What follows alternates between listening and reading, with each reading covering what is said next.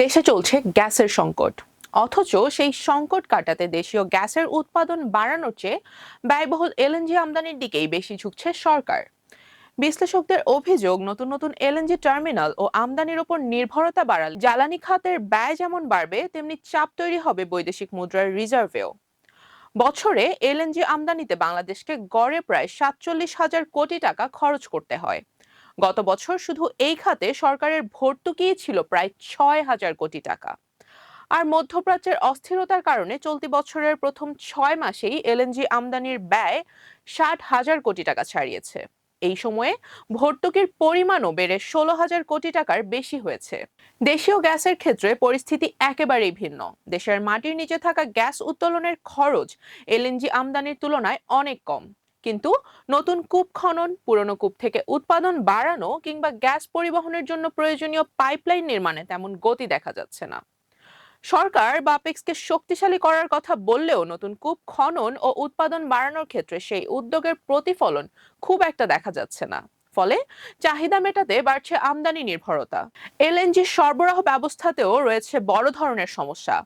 দেশে থাকা দুটি ভাসমান এলএনজি টার্মিনালের বয়স এখনো 10 বছর পূর্ণ হয়নি, কিন্তু এর মধ্যেই টার্মিনাল দুটিতে বিভিন্ন ধরনের ত্রুটি ও পরিচালনাগত সমস্যা দেখা দিয়েছে। একটি টার্মিনাল দুর্ঘটনার কারণে প্রায় 1 মাস সেবা দিতে পারেনি। অন্যদিকে সামিটের টার্মিনাল সচল থাকলেও কার্গো খালাসে দেরি হয়েছে। পরিচালনাকারী প্রতিষ্ঠান এক্সিলারেট এনার্জির পক্ষ থেকে এ ধরনের বিলম্বের বিভিন্ন কারণ দেখানো হলেও এর আর্থিক চাপ শেষ পর্যন্ত পড়ছে সরকারের ওপর। নির্ধারিত সময়ে এলএনজি কার্গো খালাস করতে না পারলে দিতে হচ্ছে বড় অঙ্কের জরিমানা। অর্থাৎ গ্যাস কিনতে যেমন বিপুল পরিমাণ টাকা খরচ হচ্ছে, তেমনি সরবরাহ ব্যবস্থার সমস্যার কারণেও বাড়ছে অতিরিক্ত ব্যয়।